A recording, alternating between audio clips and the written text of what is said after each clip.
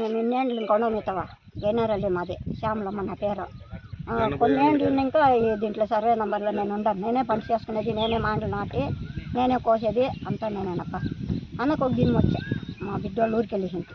వచ్చిందమ్మా సర్వే చేసిందమ్మా, మేము పక్కలో ఉండేవాళ్ళు చేయని అంటే నేను లోన్ చేసుకోవాలి అమర్నాథ్ రెడ్డి.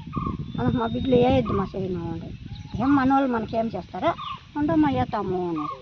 అప్పుడు వచ్చి పోడికి పెట్టిండేదంట 10కి. అన్నకు తెలిసాక నేను 2-3 ఏళ్ళు ఉండిపోయి ఉంటాడు. అన్నకు వచ్చి పోడికి పెట్టి చేసుకొని మొన్నటికి వచ్చి రెండిచ్ కుమారు అమర్నాథ్ రెడ్డి సర్వే చేసి ఆటికేసి రాయి ఎలా మా దాంట్లోకి వేస్తారు రాయి అంటే అప్పుడు కొట్టేకొచ్చింది. కొట్టి ఎస్ఎన్ఆర్ అడ్మిట్ అయింది, చేయి కూడా ఇదైపోయింది. అప్పుడు ఇంకా ఇప్పుడు ఎప్పుడన్నా రాని సర్వే తోడుకు వచ్చేది ఆ రాయితకే వచ్చేది. మొన్న వచ్చారే నేను సర్వే చేయనిచ్చాను అంతప్ప, నేను సర్వే చేయనిచ్చాను. తిరిగి ఈ పొద్దు పోలీసు వాళ్ళు తోడుకొని పొద్దు వస్తాము అంటే అందుకు నేను ఎప్పుడు చెప్తున్నా అట్లా వస్తారని తప్ప అంటే రాని ఉండు కానీ ఇంకేమేమి చేసుకొస్తారు తెలియదబ్బా అంటున్నట్టు. మా మామూలు తనక వచ్చిండేది జమీను, దాంట్లో సొంతం దాంట్లో మేము ఉండము. వాళ్ళకట్లు చెరువు గిరువు దున్నుకునేకి మేము పోలే ఆడే, కానీ మేము చెరువుకి ఆడే జమీన్ పోలే. మాది ఎంత ఉందో అంతలో మేము ఉండమప్ప. ఇంకా సైడ్ ఒకటి ఉంది ఇంటి దగ్గర. ನಮ್ಮದು ಬೂಡ್ದುಮೆಟ್ಟೆ ಗ್ರಾಮ. ನಾನು ಮದುವೆ ಮಾಡ್ಕೊಂಡಿರೋದು ಗೆನೇರಳ್ಳಿ ಶ್ಯಾಮಲಮ್ಮ ಮಗಳು, ಶ್ಯಾಮಲಮ್ಮ ಅಳಿಯಣ್ಣನು.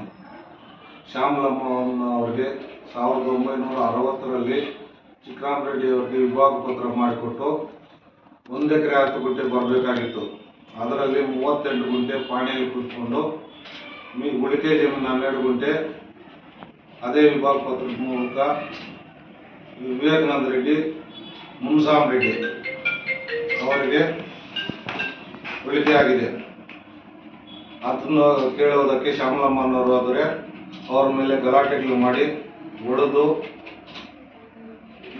ಕೈ ಮುರಿದು ಹಾಕಿ ಇದೆಲ್ಲ ಮಾಡಿದರು. ಅದ್ರ ಮುಖಾಂತರ ಮತ್ತೆ ನಾವು AC ಕೋರ್ಟ್ಗೆ ಹೋಗಿ ಕಂಪ್ಲೇಂಟ್ ಕೊಟ್ಟು NCR ಮಾಡಿ ಅಲ್ಲಿ ಬಂದು ಹೇಳಿಕೆ ಎಲ್ಲ ಕೊಟ್ಟು ನಾವು ಮತ್ತೆ ಬಿಟ್ಕೊಡ್ತೀವಿ 12 ಗಂಟೆ ಅಂತ ಒಪ್ಪಿಗೆ ಪತ್ರ ಮಾಡಿ ಅಲ್ಲಿಂದ ಬಂಗಾರಪೇಟೆಗೆ ಹೋಗಿ ಮತ್ತೆ ಇನ್ನೊಂದು ವಿಭಾಗ ಪತ್ರ ಮಾಡಿಕೊಟ್ರು. ಅದ್ರ ಮುಖಾಂತರನೂ ಬಿಟ್ಟಿಲ್ಲ, ಮತ್ತೆ ಗಲಾಟೆಗಳು ಮಾಡಿ ಅದಕ್ಕೆ ತೊಂದರೆ ಮಾಡ್ತಾ ಇರೋದಕ್ಕೆ AC ಕೋರ್ಟ್ಗೆ ಹೋಗಿ RA ಕೇಸ್ ನಂಬರ್ ಬಂದು 490 ಅಲ್ಲಿ ಕೇಸ್ ನಡೀತಾ ಇದ್ರು. ಅದೇ ಥರ ಸರ್ವೆ ಮಾಡೋಕ್ಕೆ ಗಲಾಟೆಗಳು ಮಾಡಿ ಸರ್ವೆ ಮಾಡಿ ದೌರ್ಜನ್ಯ ಮಾಡಿ ಪೊಸಿಷನ್ ಕಿತ್ಕೋಬೇಕು ಅಂತ ಗಲಾಟೆ ಮಾಡಿ ವ್ಯವಹಾರ ಮಾಡ್ತಾ ಇದ್ದಾರೆ. ಅದ್ರ ಪ್ರಕಾರ ಮತ್ತೆ ಸಿವಿಲ್ ಕೋರ್ಟಲ್ಲಿ ಕೇಸ್ ಹಾಕಿದ್ದೀವಿ.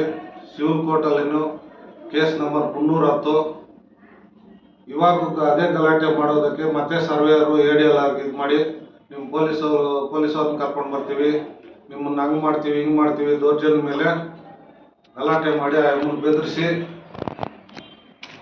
ಹೆಚ್ಚು ಕಡಿಮೆ ಆಯಿತು ಅಂದರೆ ಯಾವತ್ತೇ ಆಗಲಿ ರಂಜಿತ್ ಕುಮಾರ್ ಅನ್ನೋರು ಭಾರಿ ಹಿಂಸೆ ಕೊಡ್ತಾ ಇದ್ದಾರೆ.